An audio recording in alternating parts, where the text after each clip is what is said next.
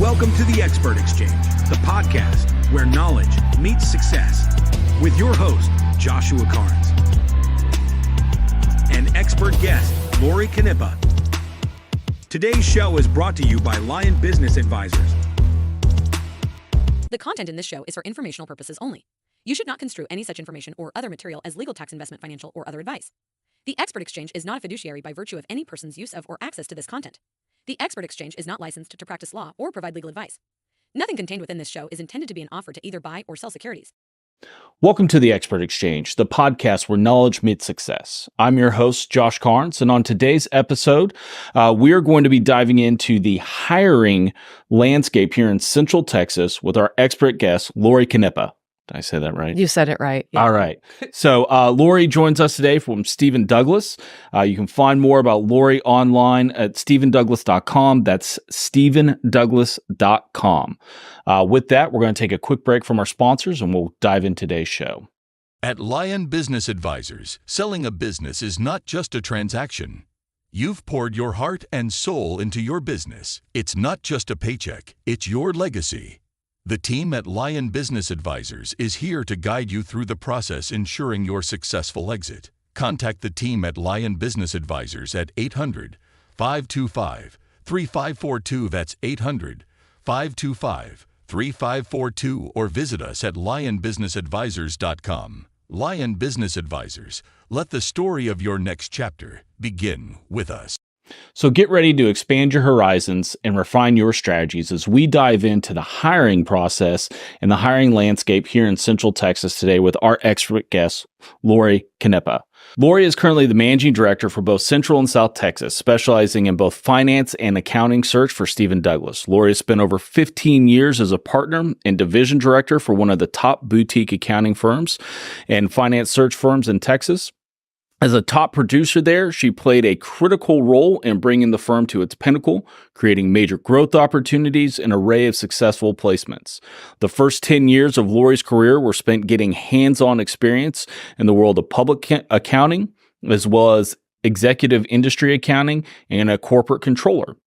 Laurie has been featured in the Austin Woman magazine, as well as Texas Wall Street Woman, and is a member of the Texas Society of CPAs.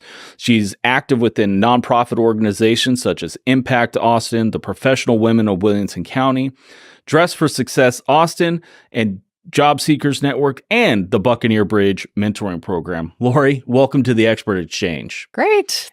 That was quite a mouthful for all the accounting, CPA, and I love the nonprofit stuff. Right. So why don't you put it in your own words, take a little time, introduce yourself, introduce what you do for StevenDouglas, and give us a little update on what that is. Great. You covered a good portion of it. So my name is Laurie Canepa, and I am based here in Austin, Texas. I actually reside in Round Rock. I've lived here for over 20 years. Started my career in public accounting, and then worked my way into a controller position, and then stepped into this world now 18 years ago. So what StevenDouglas does is I've been doing this for 18 years, but we are a newer brand to Texas. We're a 40-year-old brand founded by Steve Sadika out of PwC. Clearly, he was a Big Four guy and said, you know what, I just don't ever want to work for anybody else in my life, right? And he's fantastic. So we're based out of Fort Lauderdale, Florida. We cover 25 markets, and our our MO is we don't look to go into markets. It's really about the person that actually knows the market. So for me, they were looking, they talked to me and said, this is a great opportunity for us to move into Texas. So I was their flagship employee that they hired about 2.5 years ago. We now have a presence in Austin, San Antonio, Houston, and Dallas. In that short period of time, we've already worked our way up to be the number 3 contingency search firm here and the number 5 retained search firm here. We do both. So we're not industry specific, we're function specific. So we do anything from senior accountant all the way up through CFO searches. The nice thing for me is, and one of the reasons I came here was knowing the local market, but now having this bigger opportunity and bigger platform of resources for my clients and my candidates. Mm-hmm. When I know I know the skill sets here. When I know that we're, especially SEC reporting is an example. Mm-hmm. We don't have a ton of publicly traded companies here. They say we have 50. I would actually challenge anybody to actually count those. But SEC reporting specifically, the talent is a reflection of what's here. So the pool of talent that is actually here in Austin isn't very deep. So that gives me a great opportunity to, when we have that search, I know that immediately. So I can go out to our 25 other markets and say, Austin's an attractive place for people to come in. We have more people coming here than leaving here, right? So who who wants to come to Austin? Like, who wants to sign up? So That's a long list right now. yes. Well, it's yes and no, right? I think from the outside, people feel like, oh, Austin's so expensive. I'm like, well, that's really up to you. Yeah. I think what makes this area so attractive is that we have drastic extremes in cost of living based in a 20-mile radius. Yeah. Like, I live in Round Rock. If you take my house and move it downtown, it's like 5 times as much, right? So, and if, the rule of thumb here is closer downtown, farther west, it just depends on what's important to you. Yeah. If you want to live on the lake, well, you're going to pay a premium for that, right? If you want more land, you're going to have to move further out, right? So I think from the outside, everyone hears, Austin's expensive. Yes and no. It just determines, you mentioned Provisors. We had this fantastic guy, God, I wish I remember his name right now, that actually did this whole thing about moving here and moving to Austin and what that looks like and how unique it is. And it really does determine on what's important to you, know? And then there's the county differences too. I think people don't always know there's a drastic difference between living in Williamson County and Travis County. Yeah. I mean, you're talking about different leadership, different government. So part of what I do is in addition to accounting and finance search, I think our value add is actually being able to educate people about this area because people make assumptions about lots of things. I think they make the assumption about, traffic here. I know we talk about traffic all the time. I grew up in the Northeast. Not that. And then I lived in California. And so I think for me, I'm like, yeah, I was always raised to drive for the right role. I mean, grew up in a small town in Connecticut, like farm town. I always have to drive an hour each way to get the opportunity that I want to. I think Austinites by nature aren't quite used to that. We don't have the super commuters yet. No, we don't. Living in Austin or living in San Antonio, working in Austin or anything crazy like that. And we're not built for growth. I went to Williamson County Economic Development Conference a few years ago, and there was a guy that actually consults on, the roadways and how to expand. And it was really cool. They had taken a Twitter picture at night from like a satellite of this area. And you look at San Antonio and it looks like a spider web. You look at Houston, it's look like a spider web. Yep. You look at Dallas, it's a spider web. And then you look at Austin, it's a bunch of rivers. There's a half one. Rivers and tributaries. Like there's like all these roads that go this way, all these roads that go this way, and there's nothing connecting them, right? Yeah. So I think we just really never built for that type of growth. And again, obviously mass commute. I mean, we have commute here, but we have some, mass commute type options, but they don't go as far as they should go. Like some of them will drop you at the mall. Well, that's great, but what if you don't work at the mall? That kind of thing. So, so it's been great, and thank you for having me. This is fantastic for sure. Yeah, I'm excited. So, in my everyday life, we do a lot of M&A, and we deal a lot in the finance sector and moving people around and companies starting up and growing and exiting.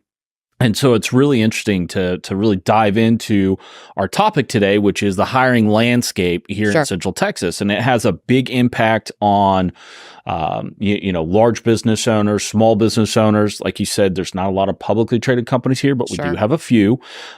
So let's kind of dive into the topic today. So from your perspective, what industries or what sectors are showing that heightened demand for top talent right now here in Central Texas? I think from the outside, everyone says Austin technology, right? And yes, we have technology, but we have so much more here than that. Like we work quite a bit in CPG, manufacturing, retail, and a lot of, there's more here. And I think I was doing this in 2008, right? 2008 was just horrible. Like I would never ask for that again. Like people were cutting.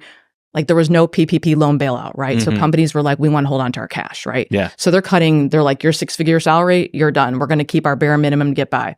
Now, post-pandemic, it's polar opposite, right? They're like, okay, we have a PPP loan bailout that will actually cover our salary. So if you're a CFO, I know I can have you step back into controller duties or senior account. I'm going to squeeze as much as I can out of you. Yeah. And so it was almost polar opposite. They were cutting from the bottom up. I would say in this landscape, I think it's very pandemic-like, and I think there's certain industries that will flourish right now and certain ones not so much. And I think it depends on who you're backed by, whether you're publicly traded, what your market share is, if it's tied to interest rates. So I think it's a little bit fragmented, but it is across the board. I think, for instance, like I said, I think people think technology from the outside.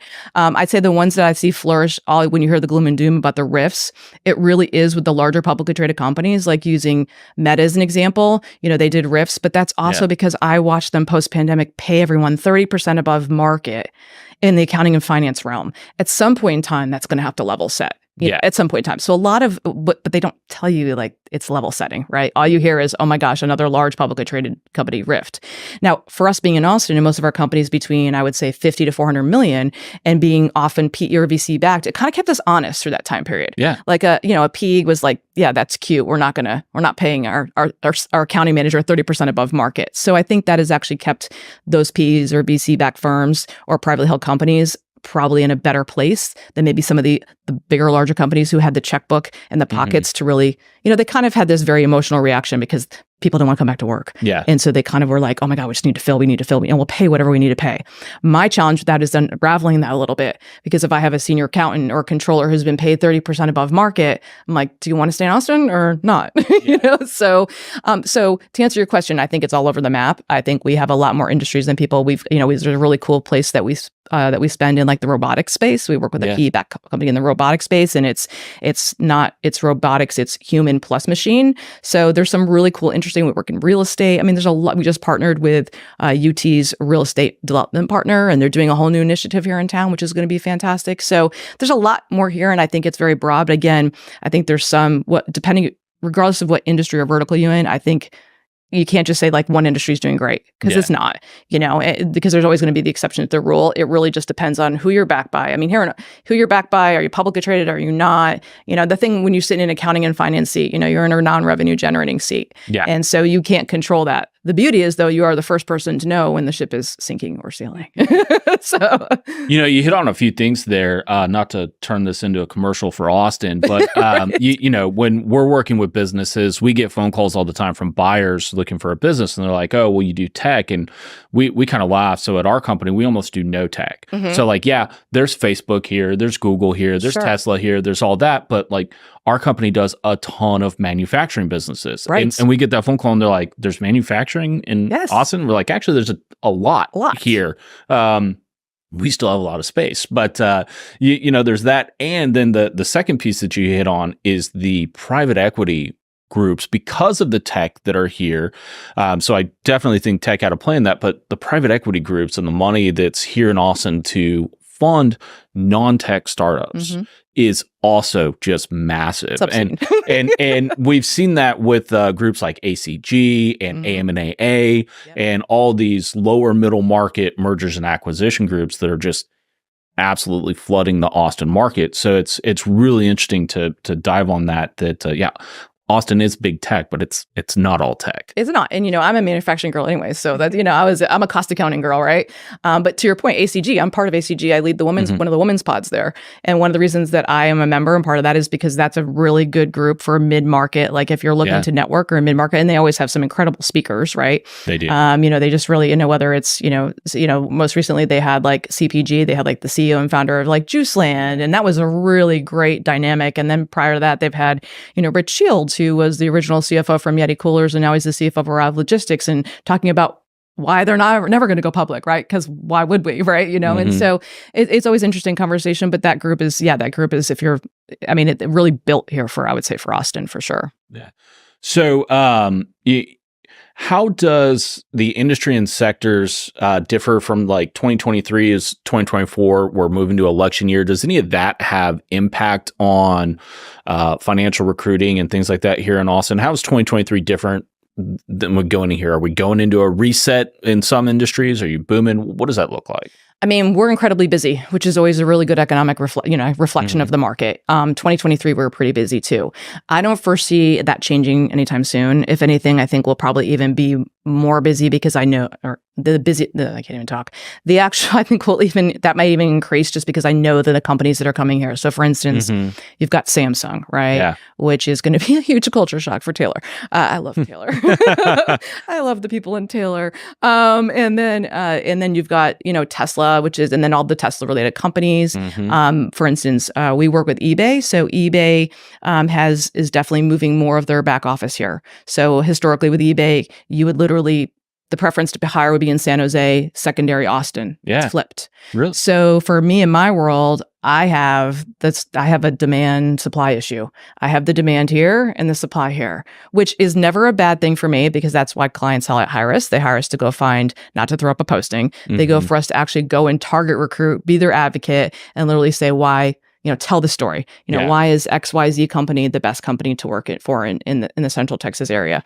I mean, I think in my world too, accounting and finance, we're not an essential business, but we tend to be an essential function to some extent as well. I mean, even during 2008, there was still hiring going on, but it was very, very specific to the healthcare space, right? Because that was an essential business. So I think for my world, it's just it's being very transparent to my candidates about what you're walking into, right? Like, I've worked with a delisted SEC company. I can work with that. I just need transparency behind that, right? It's not for the faint of heart. You have the hours, everything else that goes into that. Where I walk away from business is lack of transparency, lack of inexplicable turnover. Also, the networking and the people that I have, I do a lot. Coming from an audit background, due diligence is just second nature to me. So I do a lot of homework and due diligence to really ensure that I am putting someone into a situation that I feel comfortable with. So often when I do walk away from the business, there's actually something secondary behind that as well. I usually, my relationship with Big Four partners, Ps, VCs, investment bankers, it does give me the opportunity to really kind of dig into that to make sure that I'm, really giving somebody a true, accurate picture. Now, I don't have a crystal ball, right? I can't tell you what's going to happen in 3 to 4 years from now, but I can give you a pretty good understanding of what you're walking into today. And I think that's the differentiator between, we always talk about within StevenDouglas, like not all recruiters are created equal. And that is true. Just as much as you would research a company you're going to, you should be researching whatever person you're entrusting your resume and your background to. And because I think there's got to be that trust element for sure. Asking for references. I have like 100 and whatever, right? Like, and I think sometimes this is where people go wrong, is really not really kind of delving into that as well. I do care where I place people. I'm not looking to place someone just to place someone. And a lot of this stems from when I was a controller, I had such a not great experience with a recruiter because he didn't care where he placed me. He just wanted to place me. And then, Austin being a small market, I was working. He was sending my resume out while you all over town without asking me, including to the CPA firm that we were using for tax. So thank gosh I had a really good relationship with that partner, because he's like, I didn't know you were looking. I'm like, why do you know that?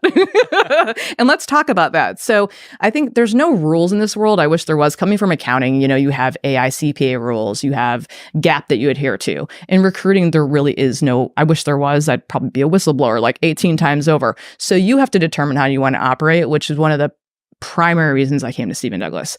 Our CEO, Matt Shore, and my EVP, Elizabeth, talk about it all the time. Like being kind, having grace, and understanding that these are people's livelihoods and you have the ability to positively affect that. But there's a flip side to that too, and a real responsibility that comes along with that. And we can't control that. I think, when I tell my candidates all the time, I can tell you all day long about the job. But when you walk in there, I can't predict personality or culture fit. There's nothing I can change about that. So if you go and talk to the company and say, you know what, just not feeling it, cool, done with it and move on, right? And I think often where I see other recruiters or firms or executive search professionals go wrong is that, right? At the end of the day, that candidate gets up and goes to that job every day. I do not. I'll always stay in contact with you, but you live that life. I do not. And I think I see that's the biggest mistake that I see in recruiters. But that's, StevenDouglas, that's just kind of our MO. That's part of, we know that it's people business. And at the end of the day, this is their career and that's a serious responsibility, right? So I kind of segued out of there, but. You're fine. No, and I think that's huge of a value that you personally are bringing to StevenDouglas, because you hit on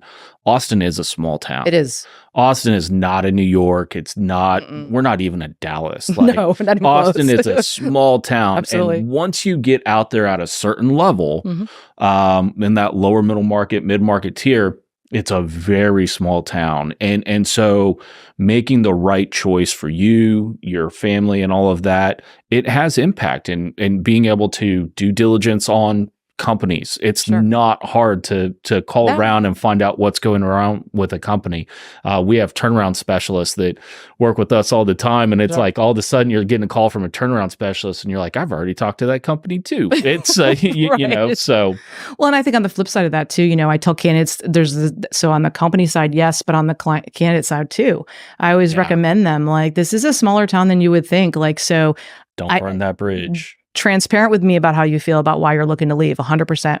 But you have to remind yourself, emotionally prepare yourself when you're interviewing to stay super PC. And remember, hiring managers are trying to pull you in, right? Like they're trying to get you comfortable. They want to see how much drama you are, or, that kind of thing. So stay really to the plan, right? This is a smaller town. You never know who your CFO knows or those kind of things. And then even from a search perspective, CFO searches. I have 4, but you would never know that if you went to the job boards, right? Like it's this weird, they say Austin is weird, and there is a dynamic because of the relationships. Everybody here is 2 to 3 years of separation from everyone else. So I remind candidates about that, and, talking about social media presence and everything as well. But I also I consult hiring managers so often about your interview process is a reflection of your company.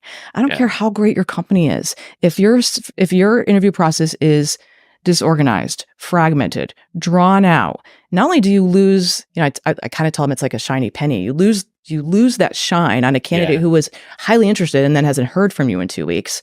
And then it just tells people, it gives someone pause to say, okay, I like everything about the company, but is this how everything works within the company? Because if that's true, maybe this isn't the right opportunity for me. And I think often hiring managers don't always, we talk about this all the time, because it really is the only way that they're making evaluations based on a lot of things, including your processes, right? So we talk about it on both sides, for sure. Candidates, we talk about branding and social media and all those kind of things out there, because if you don't think they're looking at your social media, you're wrong. They are. Again, especially when we're getting close to an offer stage, they are looking for a little, at that point in time, it's not who can do the job. They know you can do the job. They know they have 2 other candidates that can do the job. So now it's little small. Fit? It's little small things. Like I hate to say a basic thank you note, within a timely manner, not 2 weeks later, right? And I'm not saying you don't need to put anything in the mail, but something in an email, within a timely manner, not 2 weeks after the fact. Yeah. That could be the game changer between you and someone else, right? So and all these they're looking for little small reasons to rule you out, not rule you in, so that they can make you a decision. So we talk a lot about that with our candidates. We prepare them, for a lot of those things, kind of give them some advice. At the end of the day, it's their skill set, but we really kind of advise them, because a lot of our candidates, they're passive candidates. They haven't interviewed in a long time either, right? So that's part of it as well. So very smaller market, especially in accounting and finance. You take the market and then you go accounting and finance, and it's even smaller. I think it's interesting too, the coaching and working with that at those higher level execs. I remember when I was working for a marketing firm, and it sold, and we all exited. You took some time off, and then it was like, oh, well, what am I going to go do?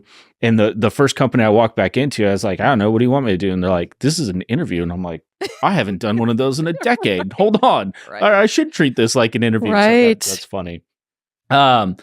Given that StevenDouglas is a function-specific firm, what are the industries that have a significant presence here in Austin, right? So for those kind of looking at this, they see the StevenDouglas name and they go, hey, wonder what's going on out there in Austin. Sure. What is that?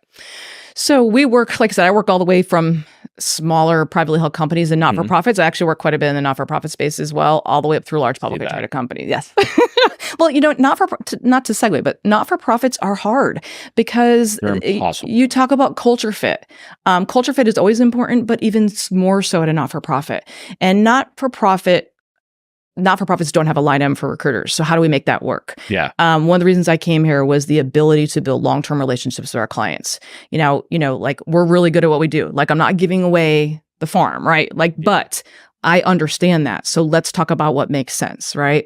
And often they are, when you walk in the door, it doesn't matter whether it's the receptionist or the director of IT, everybody there is tied to that mission at some level. And where you don't always find that necessarily in other companies. I mean, you find it, but not quite as deep. Yeah, you have no reason to be there if you're not tied to the mission. That's, I laugh. My 2 big nonprofits right now are Texas Association of Business Brokers, where I serve on the state board.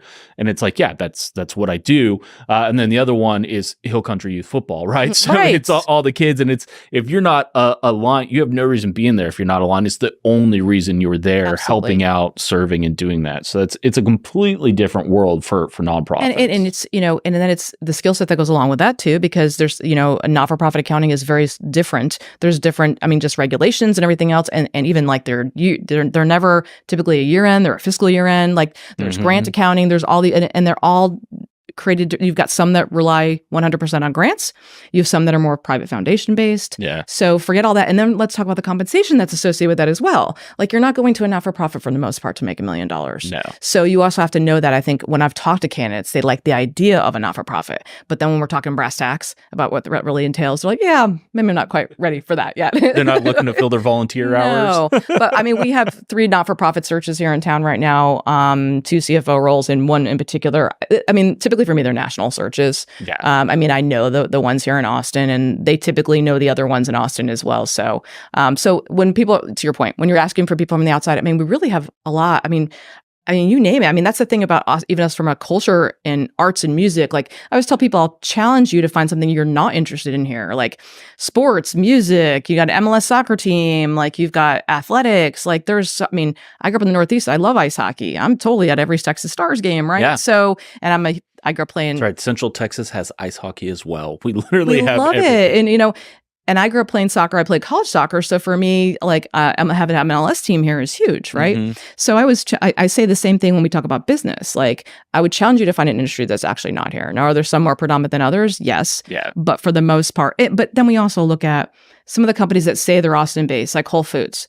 Whole Foods is really Amazon, really. Yeah. But nothing's really changed at Whole Foods. Like you talk about the M&A world. I've been through multiple acquisitions with a lot of my clients where we're on the inside of that. We just went through that with National Instruments, right? Mm-hmm. And how that's going to change and kind of seen the changes there. And I've worked with NI for a really long time. So, but then seeing the acquisition with Whole Foods and Amazon, when you talk about inserting culture and structure, yes, but not changing the culture there. Like Amazon didn't take over, didn't acquire Whole Foods to do what they're doing. Yeah. They did it to enhance their opportunity to deliver their product.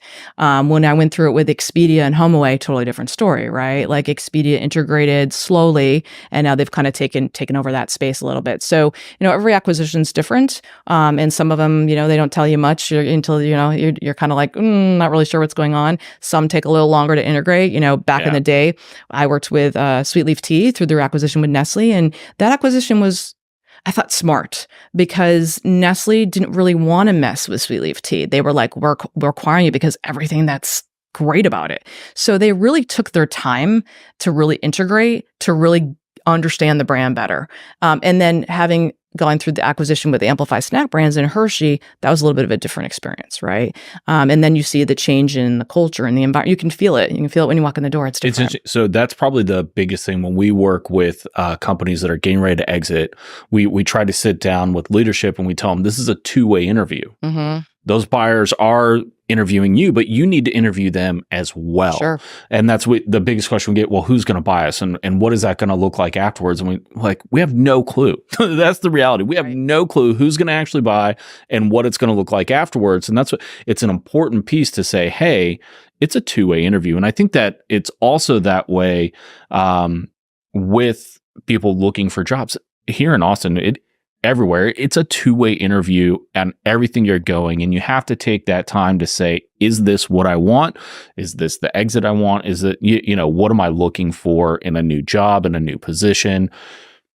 Do I want to be the guy who has full control, or do I want to be the cog in the wheel? Sure. There's different points in life when you're going to do those different things. So you mentioned on the M&A part, I have a really, was working with a pretty well-known, pretty successful software as a SaaS, right? Software as a service company here in Austin. And they were looking to go the outside route, right? And I kind of had a really great conversation with the CFO about why they chose to go with the partner that they did. And it was a really interesting story because I think they were all really great partners, but the 3 of the 4 partners, so everybody within that organization had some type of form, shape of equity, right? Mm-hmm. And in that transaction, that CFO and that CEO wanted to make sure that their people earned some money in that transaction. Yeah. 3 out of the 4 PEs didn't want to talk about it. They're like, yeah, we'll deal with it afterwards. We'll deal with it afterwards. And they're like, no, we want to talk about it now. It's part of the transaction. It's a deal breaker for us. And I think the 3 of them thought that the 4th one would kind of follow the same lead, and they didn't. The 4th one's like, let's talk about it now. What does that look like? And it really was that's why they went with them. Forget deal sheets, term sheets, everything else. They went with them because they understood their culture, their environment, their methodology, and they didn't shy away from a tougher conversation, right? And so it was really interesting to kind of see how that, when you talk about making choices, because a lot of time we do work with, companies that are like, am I ready for that or am I not ready for that? And what does that look like? Am I willing to give up 10 to 20% of my company, and those kinds of things? So it's an interesting conversation for sure, as far as that goes too. Back to kind of the recruiting and hiring landscape here. What are some of the trends or shifts that you're seeing impact the recruitment cycle specifically here in Austin? I think for us, it kind of cycles, right? Mm-hmm. So it tends to trend with the quarters. And that's not really a pandemic thing, an Austin thing, or an economic thing. It really is, beginning of the year is a little quieter, or we're more centered on accounting roles, just because you think about it, like, who do we need and who we would like to have? Well, we can't really we bring in finance people or new finance people. There's really we don't really have the final numbers from last year yet. So you'll start to see the beginning of the year, usually January, February, definitely much more accounting focused positions. So we're talking about senior accountant, controller, director of accounting, VP of accounting, CAO, CFO, depending upon which type of CFO you're talking about. I put CFO roles into two buckets. You've got a CFO who's much more finance driven, who's literally come up an entire finance path and is just used to having a really strong controller, right? Yeah. And then you have the CFO who's started their career out in public accounting or in accounting themselves and has kind of segued more into a finance role. And those are really two different, it's the first thing we drill down on when we talk to companies about title aside, which one are we talking about, right? Because it's two different types of people.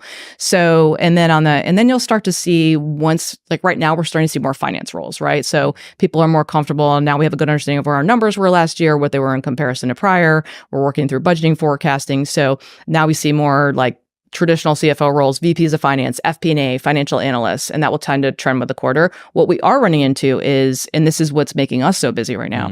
So you typically have two bonus payouts. You've got some companies that pay out on January 31st, and then you've got some that don't pay out till March. Oh. So what I'm advising hiring managers right now is be really close to your people on your team that you feel like might be a risk or aren't happy, but you want to keep, because once they get that bonus, that's when in March, they're like, so if they haven't already signed an offer and are waiting for their bonus, they're getting ready to kick off their search then. We saw that happen after January 31st, where people were like, okay, I mean, we knew we had people that actually had signed our offer letters and were waiting to get their bonus paid out, right? So you're going to see that cycle again in March as well. And that kind of happens every year, which again puts a little bit of a tighter on the talent as far. And then the summer, as you trend towards, like I said, the quarters, it tends to get a little bit quieter on the quarters for my world, just because I'd love to say that we're the priority of everyone's day, but they're doing quarter close. Right now they're still dealing with auditors that are typically on site. Most of my clients I go out to, and it's like Deloitte, EY, KPMG, right? So I know I had that for me as well. And I used to be like, tell me what your deliverables are, because I need to literally tell me about the scope of your engagement so I can put you over there. And then the summer is just a little quieter because everyone gets a little bit distracted, or the hiring process starts to drag out a little bit, right? Like they are still hiring. And then you see that rebound from the summer, where I call it like the running to catch up mode, right? Yeah. Because now they're like, oh, I should have hired in the summer, and now I got to scramble away from that, right? And then third quarter is typically often the busiest for us, because it's that reaction from the summer, and then it's that proactive, I don't want to hire around Thanksgiving, because that's when people start to tap out. So if you're in accounting and finance, if you're not running from anything and you're in an environment where you're passively looking, you don't feel great about resigning if you're a controller on December 15th. You're like, okay, I'm leaving at the end of the year, and then I've got vacation and holidays. So most people will table the search right between that time of, I would say, Thanksgiving and like Christmas. Yeah. So I always tell clients, and so that third quarter is usually like what's often that's crazy. So it kind of tends to cycle, and it tends to cycle in different ways. Whether it's accounting or whether it's finance, we're starting to see more finance now, but that's again, from 18 years of doing this, I've seen this happen like every single year. Earlier, you talked about demand being really, really high and talent not being there so much. So what are some of the challenges you see as far as like a talent drought here in Central Texas? What does that look like? So a lot of it is, that we talk about, a lot of it's just first and foremost is flexible working schedule. Like you can't get around it. It is what it is, right? Yeah. And I would say candidates, I think, are having to catch up a little bit more. We work in 25 different markets. And if you look at our remote sheet of jobs, 2 years ago, it was a lot of leadership roles because of necessity. Now, not so much. Now it's more technical roles, plug and play roles. I think candidates in their mind still think that they can get a leadership role or be in some type of higher level role and still have that 100% working opportunity. And you don't really have that. Collectively here in Austin, most companies, I say, are really embracing a hybrid schedule. At least three days. Average is 3 days in the office, 2 days remote. Some are baby stepping where they're like, we don't really want it. We're going to give you some flexibility, but we're going to do 4 days in the office, 1 day remote. Even just a little bit of something opens up your pool of candidates. Yeah. And I think what people don't understand is you're always going to get that one person who takes advantage of a remote working opportunity. But for the most part, most people, it usually comes from a good place. It's a lot of times it's So we were working remotely. Now my life has changed. My commitments outside of work, like, I'm a parent. I mean, my son's 18, so I don't pick him up anymore. But, if I've committed to my husband or my significant other that I'm going to pick up kids the 2 days I work remotely and he's on 3, how much am I going to really change that if I don't have to? Right. And so I think it's not just, hey, I just don't want to work in the office. And I think it's traffic too. I honestly think if you're sitting in 2 hours of traffic, you're like, oh my God, I could be so much more productive. Yeah. But I think there's industries that absolutely you have to be on site. Like we work in the financial services space, like a bank. Like you got to, there's not just you need to be there just because of the way it's structured, but from a technology and a security perspective, you can't be doing anything remotely in the banking world. It just wouldn't make a lot of sense. Not for a traditional bank anyways, right?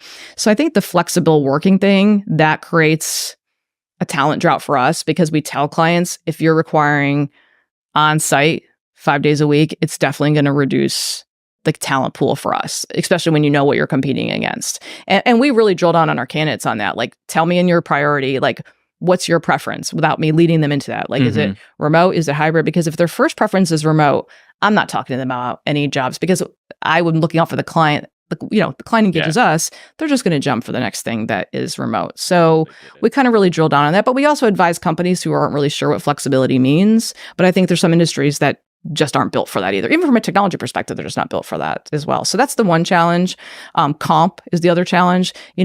Compensation is just tied to revenues. And I think people coming from the larger company, like my company is coming from a large publicly traded company like a Dell or like, or like a, AMD, I think they like the idea of a small pre-revenue startup. But if you're trying to compare they see that comp, paycheck. so it's got to be about something more. In my world, if you're a good accounting and finance professional, it's not. If you're going to get counteroffer, you're going to get one. So let's talk about what that looks like. Because the talent is so tight here. What candidates don't necessarily understand is it is cheaper to keep you and pay you more than to lose you. Yeah. For me, a counteroffer, though, to me would be almost offensive because, now you value me. So, everybody feels different about that, which is why when we talk to candidates, if they tell us, listen, I love everything about my job. I like the people I work with. I like the industry. I just feel like I need to be making more. Go have that conversation first. Go before we start working with you, because if you're a larger company, my pre-revenue startup is never going to beat that counteroffer, right? And then that's just a waste of everyone's time. And if you've already had that conversation, different story. But hiring managers, leadership can't change what they're not aware of, right? So go talk to them first, vet that out first. If that's not negotiable or there's not a change, then let's talk, right? Now, so it's got to be compensation, yes, but it's got to be more than that. It's got to be something more than just the compensation, right?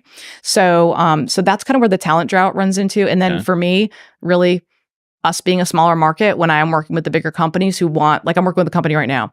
They are about a $400 million private equity-backed company. They have a new CAO and a CFO. We talk about all the time. They're like, we want someone who knows what good looks like, right?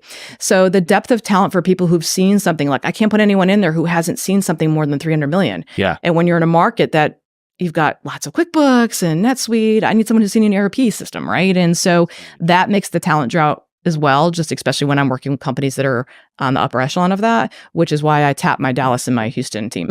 That's why I tap first, just because if we're talking about Texas and relocation, if they want to stay closer to family or that kind of thing, it's more realistic if you're like in the Dallas, and Houston area. And then we work in you mentioned we were from Temple. I work with companies in Temple. Then you've got all the towns in between as well. So it's easier to scoot a couple hours than a whole state. Exactly. A whole state, whole time zone, that kind of thing. So that's kind of what makes I'd say for us, that kind of what makes, and then, from 18 years of doing this, so the two women that work with me, Tara James and Stephanie Anderson, both have been doing this for a long time with me as well. They worked with me in my prior firm, one for about 13 years, the other for 6.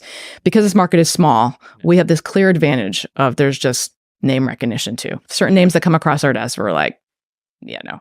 Like they lied. Well, for hard black and white reasons, they lied to us. We know their education is legit, or I think job hopping is. You really have to drill into that. If you have to understand if someone's been at 5 jobs in 5 years, but they've always played in the startup space. Well, that's worth a conversation because you can't in a non-revenue generating seat. You can't. Obviously, you're a risk taker, which is fine, but you can't predict where that's going to go. Yeah. So I think that's part of it as well. Is really understanding that. But yeah, I mean I think we're lucky to be in Austin as well. I think more companies are coming here than leaving here for sure. And we tend to be insulated from a lot too. Yeah. I think that kind of ties into the next question of when you're working with those companies, they're truly seeking top tier talent. Sure. Right. That's a little bit different. When you're working with those companies, how do you navigate those discussions around compensation, around freedom, around all of that? Like, so what's the difference there? So when we're working a C-level search, which is typically, so we have two hiring options for us: contingency search, which means you don't pay me anything until I find somebody, and then retained search. So all of our senior level searches are retained, which is a completely different strategy than contingency search. So we're sitting with the hiring manager, walking through what a day in the life looks like, walking through skill set, walking through the interview process, walking through the compensation structure, right? And part of what we're telling them is, okay, tell me what your budget is, because obviously they'll have a budget. And then we are able to use the experience that we have within StevenDouglas, not just me, but across our multiple markets that work in C-level search. Like, where is that falling? Like, are you, because salary guides, are you competitive here in Austin? They're all over. They're all over the map. So I always tell, whether it's clients, future clients, or potential clients, call me. I can tell you what is in real time. So we walk them through whether it's competitive, what the bonus is tied to, and then the equity component. Pre-IPO equity or pre-event equity is always not a tricky valuation. Most recently, I've seen, I'd say, if you asked me a year ago, it was more number of shares, number of options. Now I'm seeing more of a percentage. I'd say CFO roles for the most time are more of a percentage, usually somewhere between here in Austin, the most I've seen is like 0.5 to maybe 2%. That's the most. But again, at that level, and we do convey to the clients at that level, compensation and the base is part of it. But if you are a private equity or a VC-backed company, that CFO is so much more interested in the equity play. Like, you can be more negotiable on the base because they are at a place in their career where that is more motivating them to than anything else.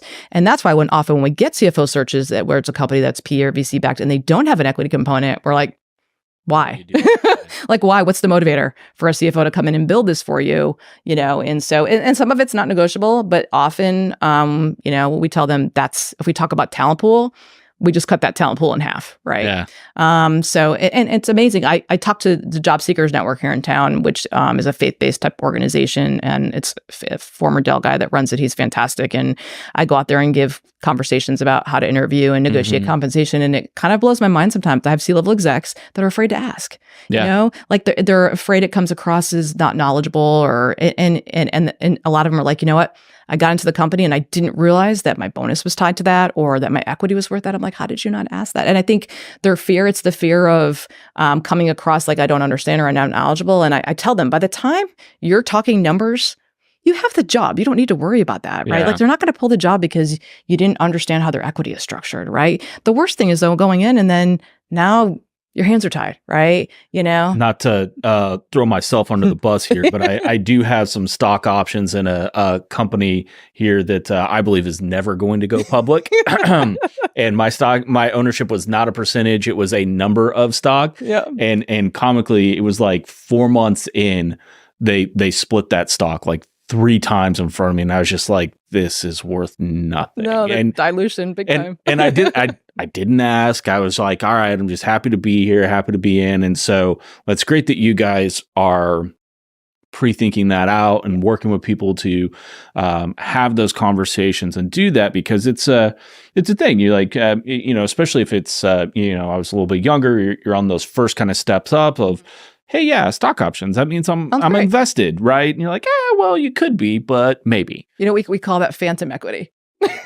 Yeah, got a lot of that in a couple companies around here. It feels good. It felt good at the time. Not when it's split. I think at one point too, I like went back and it was like less than 10 cents a share. It was like pretty funny. They had split. Yeah, it was useless. Well, and to your point, that's what we talk about when they say equity. There's a difference between equity and meaningful equity. And if you can't literally give me at least a good understanding or ballpark understanding of a timeline in an event, that changes how we describe the equity to somebody. We're working with a PE right now. I know, so a lot of our business comes directly from the relationships that we have with our PE and VC partners, not just here in Austin, but across StevenDouglas. And I would say that often, like, there's one I know, having worked with this private equity firm, their holding period is somewhere between 3 to 5 years.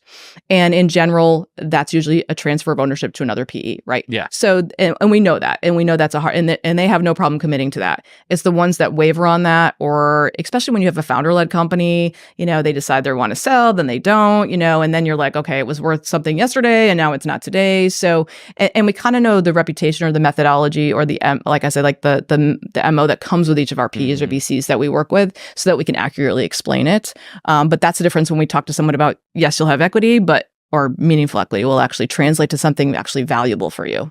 That is my one takeaway right now of equity versus meaningful equity. Absolutely. That is a great terminology right there.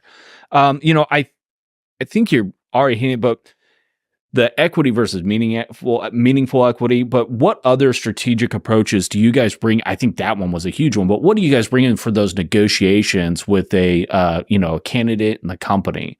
So often when we get to a place where we're like agreeing to disagree and we're talking, we're not quite where we need to be. We also say like, what about a sign-on? I think even when you're individually, like even forget just me negotiating, but if you're on your own, you're negotiating. Some things to think about as a candidate. Think about a sign-on. A sign-on, you're putting a little skin in the game. It gets you to where you need to be and where you're more comfortable on the base. You know that you're paying that back if you're leaving within, typically it's a year. Yeah. So so it's a commitment on your side. It gets you to where you need to be, right? Or let's talk about candidates. Like if you get to an offer that you're okay with, like we always screen with our candidates. We're like, what's an offer you would accept? What's an offer that would be great? And then what's an offer that's over the moon, right? And we kind of be able to give our clients those tiers, right? Yeah. And then there's the other 90-day review. I always tell candidates, like, say, listen, I will accept the offer as it is today. But once you actually see what I can do, depending upon the level of the role, like 90 days, I think for a CFO might be hard, right? Yeah. But 90 days for like a controller or an accounting manager, once I'm once I'm a proven entity here, meaningful impact, it's much easier for you to negotiate once they've seen what you can do, and it's easier for them to come to some reason versus you trying to negotiate that out of the gate. So I often think that candidates sometimes forget those other two pieces where it's like, okay, I like my offer. I'm okay with it. Because when you walk into a company and you're like, and you kind of feel like you settled, that's not fun. I'm type A. I wear my heart on my sleeve. I think my hiring manager would be like, okay, so she likes her offer. She doesn't love it, right? But don't forget about those other two pieces, right? Like ask a company like, so you know really where I want to be on comp. Can we schedule? And no commitment from anybody, but if I'm performing like I feel like I'm performing, let's do a 90-day review and kind of see where we're at, right? And make sure you understand when a company does review and pay. That's another one. Make sure you understand when a company's review process looks like and when they do adjustments. Now, again, don't ask that on the first interview. Oh my gosh, you just started. It's like dating. Like you need them to fall in love with you, not just in like with you. There is a strategic time and point that you talk about these things. If you start talking about when do I get a review and a bump in comp on your first interview, you're way putting the cart before the horse, right?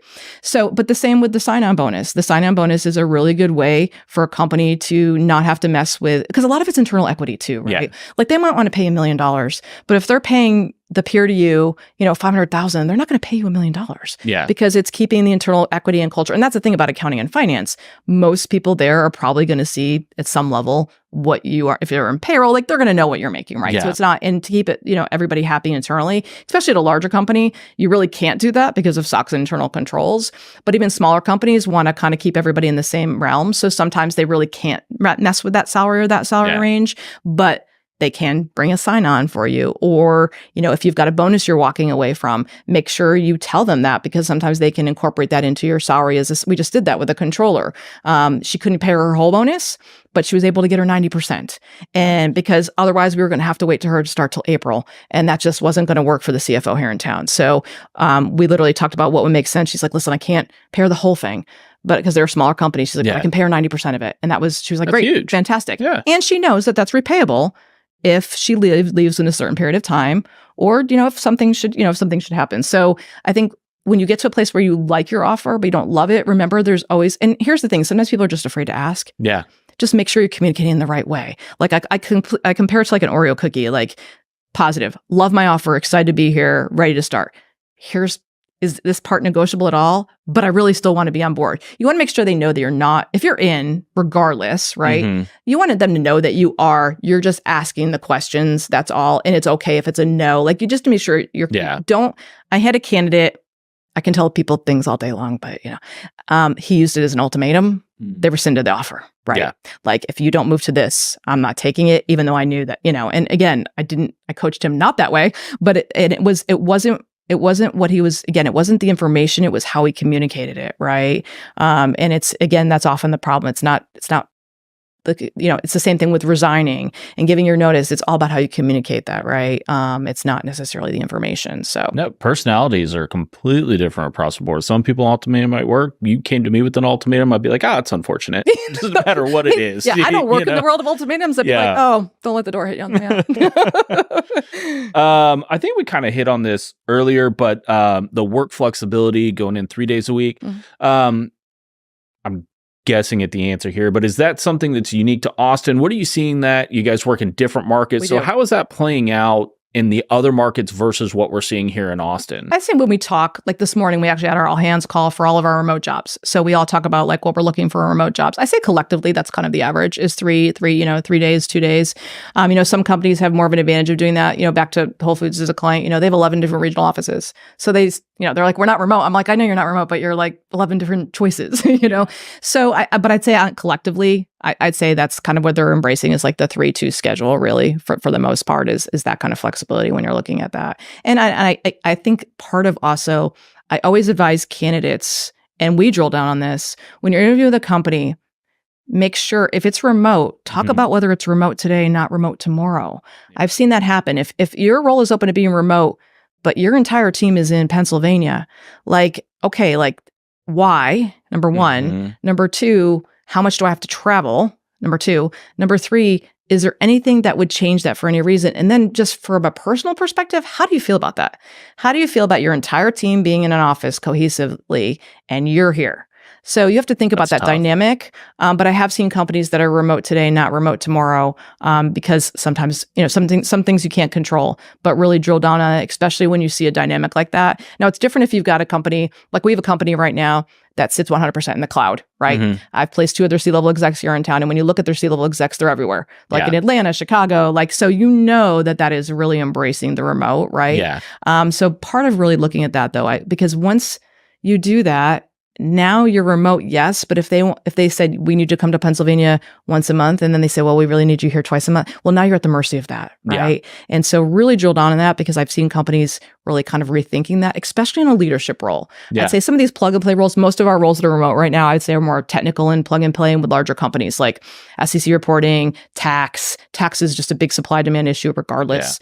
Yeah. So a lot of these, what I consider middle management roles, but if they are willing to be remote, really dig into that because if that is really one of your primary motivators, that could quickly change the other way. And then you're kind of like, like I said, you're at the mercy of that. And then you become the travel warrior, which was never your plan, right? Yeah.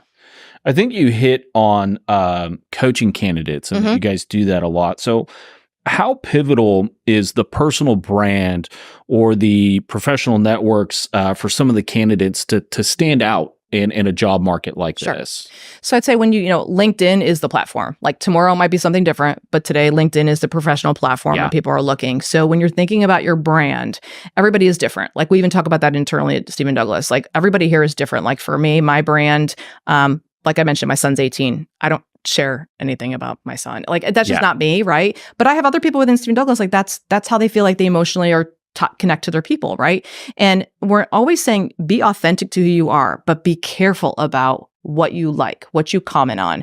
We're not saying not to be you, but you don't ever want, again, a company not to hire you because of something that they feel like that you're going to be conflict issue, right? And we do that, and it's not saying you can't be out. There's a platform for you to be authentic about those things. LinkedIn and during your job search is not one of them, right? And even I think people forget about what they like too and comment on like that everything follows you. Your brand on LinkedIn, I would say, and if anyone needs these, we have an incredible technology group because we do accounting and finance search, but we do technology, supply chain, sales and marketing, HR, and then legal, and then interim resources group. So we offer more than just, I stay in my lane, but we have other ones as well. And our technology group does an incredible job. David, I'm calling you out, Dave Burleson does an incredible job of really digging into LinkedIn and the algorithms behind that. And if you follow his algorithms, I promise you, you'll have more followers, you'll get more connections, you'll have more visibility.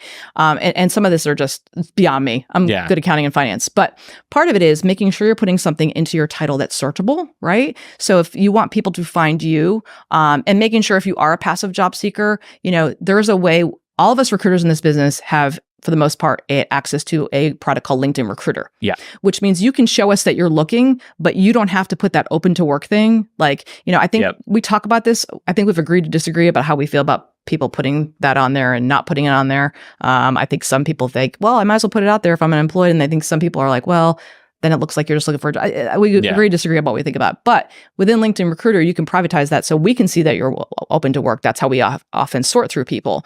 But putting things, writing up your summary for the job that you're looking for and the job that you're wanting. And then there's a whole nother part that we coach about saturating. We talk about this all the time. You can easily saturate the market in Austin with your resume. Yeah. And people don't understand that. And so I give especially my unemployed candidates, I kind of give them homework. I say, do more of a proactive and a reactive approach. In the morning, do more of a reactive approach. Go find the 4 or 5 jobs that you really want to apply for. 4 or 5. Don't do 25. 4 or 5. Apply for those. Don't apply for multiple jobs at one company. And don't send 15 resumes. The hiring manager is there to talk. Pick the ones that you know that you can do, that you can walk in the door where you add value add. And then flip that around. In the afternoon, take your experience, take especially your industry experience.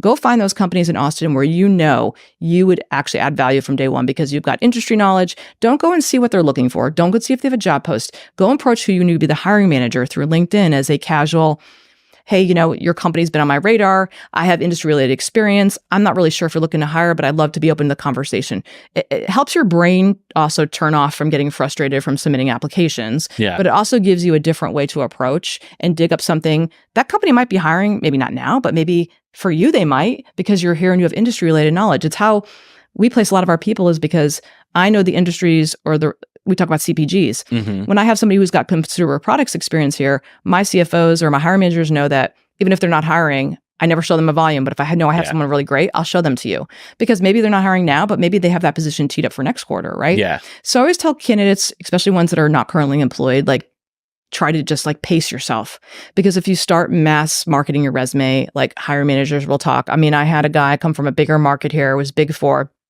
Came from Houston to Dallas, where you probably don't run into this as much. He was talking to multiple recruiters. As I tell my candidates, I never send your resume without asking you first. Yeah. Apparently, these other ones didn't understand that. They were sending his resume everywhere, right? And to the point where I sent his resume, and I literally had an audit partner say, you know what, Laurie, he looks good on paper, but his resume has come across my desk 4 times. So for me, I'm not even willing to talk to him. The fact that he doesn't actually know where his resume is floating, it wasn't even his fault, right? He just came from a bigger market and didn't really understand that. So he called me and he's like, what do I do? I said, you need to go back and either fire or control your recruiters, because unfortunately, and I can unravel some of this for you, because now I can go back now that I've talked to you and tell that hiring manager, listen, He didn't know. He didn't give them knowledge or the authority to do that. So, but it is easy to kind of, like I said, because hiring managers within companies, if you've applied to 6 different roles at a company, and especially not if they're closely related, like if they're in the same vertical, but if you're applying to audit, tax, financial analyst, then they're like, okay, he clearly doesn't know what he wants to do, right?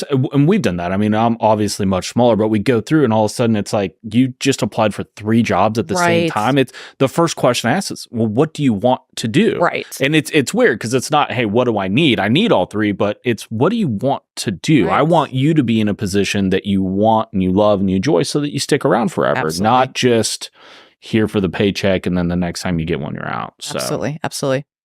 As we wrap up here, and I think you just did this, but in your experience, what advice or insights can you offer to those candidates to enhance their personal brand, or to make sure that they control their resume or anything like that? What's kind of your last little giving advice there? Put a picture on LinkedIn. Oh gosh, just put a picture. And not a picture of you on 6th Street doing shots, okay? A professional picture. It doesn't have to be something you pay for. iPhones are great, or any type of phone. Just get a picture for the job you're interviewing for. In my world, less is more. I'm in accounting and finance. In the creative world, it might be something different. But at the end of the day, using Whole Foods as an example, it's super, super casual to work there. Everybody wears jeans. When you interview there, they still want to know that you do the right thing. Yeah. Right. So put that picture. I mean, again, it's for the job that you're looking to interview for. Make sure in your summary, and so many times I see people that have their title and then one line item for the job, and put some meat to that, so that without me even talking to you, I at least have a better understanding of what you're doing, right? And then your title as well, make sure you're putting your title in there, make sure it's easily accessible for me to find you. Put some type of personal summary there and about you, again, making sure that it's professional, Personal enough for me to give a vibe about you, but not so much where I feel like you're going to be like this, like, again, internal conflict risk, right? Yeah. I mean, the biggest compliment I get is when I meet people that I've never met before and they're like, I feel like I know you. Because they follow me on LinkedIn or because they see my profile and how it's written, right? And then the other advice like we talk about AI and ChatGPT, that is good for some things. Yeah. On the resume, please don't use ChatGPT to write your resume. I can call you out in 2 seconds.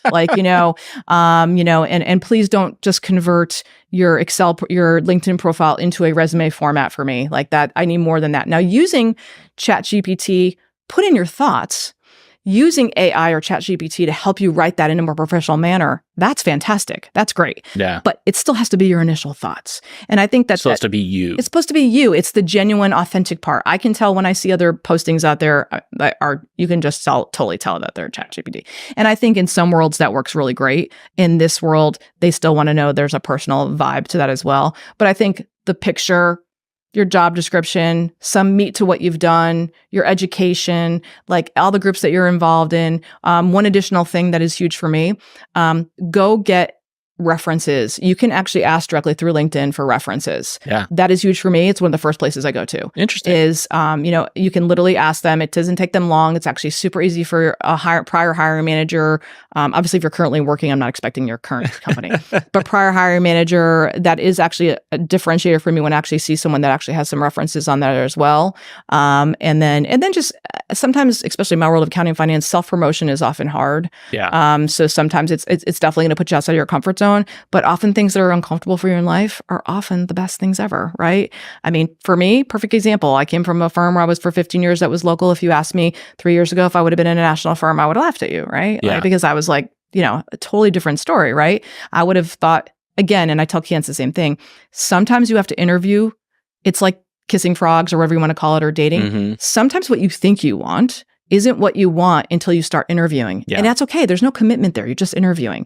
For me, I interviewed with 6 different firms. I interviewed with 3 local firms. I would have thought I would have gone to the local firms, but after I actually talked to them and said, that's kind of more what I already have. And here I have this incredible learning opportunity, get to be mentored by others who know this business better than myself. Yeah. That was the deal maker for me. So, sometimes, especially people who are coming out of one industry, like public accounting, you don't know what you don't know. Yeah. So sometimes you think, well, you want something, and then you actually interview and you're like, oh my gosh. And we talk about that all the time. Like, you thought you wanted a large publicly traded company, and now you're like, oh my gosh, I don't want nothing to do with that. So then we kind of scale that back. And it's okay to do that. It's the same on hiring managers. Sometimes hiring managers have to interview a couple people, especially with a new job. Mm-hmm. I thought I wanted this, but now I really want this. And that's where we work with clients to say, okay, let's pivot. Let's pivot now. Don't tell me after I've submitted, 6 people to you that now we need to go find a different skill set. Yeah. Let's pivot so we don't have buyer's remorse in 6 months from now, not just for you, but for the candidate as well, right? Yeah. So, and some of this is just really simple, but the social media stuff, like the picture thing, it drives my clients crazy. Like, they're like, does it have a picture? I don't understand why it has a picture. No, I mean, not to derail us too much here, but I thought everyone was on it. I actually went to refer someone a few weeks ago, and they didn't have a LinkedIn. I was like, what are you doing? How am I supposed to refer you? I send a link. I copy paste. Right. Like, come on. Right. So that, and, maybe in a different life, it'll be a different platform, but right now that is what it is. So you've got to kind of take that in, as that's the platform, like make the most of it. Yeah. But there is a science to it as well, especially in my world. But again, conservative for sure, because like it's accounting and finance at the end of the day. So less is more. But those are just some basic overall pointers. No, I think that's great. And cleaning up your online profile is a thing. So no matter what channel it is, but I think it's been a great conversation. Absolutely. I greatly appreciate your time and your insight. For those that are listening and they want to reach out to you and contact you and find out more about StevenDouglas or you personally, how do they do about that? How can they contact you? So you have my email address, which is lcanepa@StevenDouglas.com. My phone number, which is 512-569-5334. You can also reach out to me through LinkedIn as well. I'm on there as well. And I'm always open to, I think sometimes people feel like, if I contact a recruiter, it's like I'm committed to something. No, It's just a conversation. And that's whether it's from a candidate perspective or from a client perspective. I'm always open to talk about market intel or those kind of things. But like I said, we're accounting and finance and we're not industry specific. We cover 25 different markets. So even if you're looking to relocate from here, I have some really great partners in other markets as well. Who would want to leave Austin? I'm I'm a warm weather girl born in the Northeast. Everyone complains about the heat, but I embrace the heat. Great. Well, thank you so much for coming on. If you enjoyed what you heard today, you can always reach out to us. Follow us on X at the EXP Exchange, or visit our website at expertexchange.pro. That's expertexchange.pro. For more resources and information related to today's episode, you'll find that on our website. We'll link to your LinkedIn, and you can go online at StevenDouglas.com, or we'll plug in your LinkedIn website and your email. Remember, success is a journey, and we are thrilled to be a part of yours. We'll see you next time on the Expert Exchange.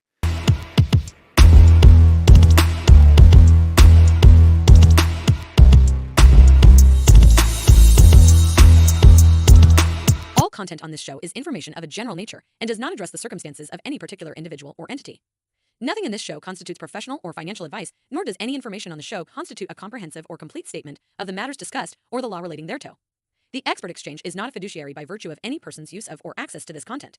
You alone assume the sole responsibility of evaluating the merits and risks associated with the use of any information or content on the show before making any decisions based on such information.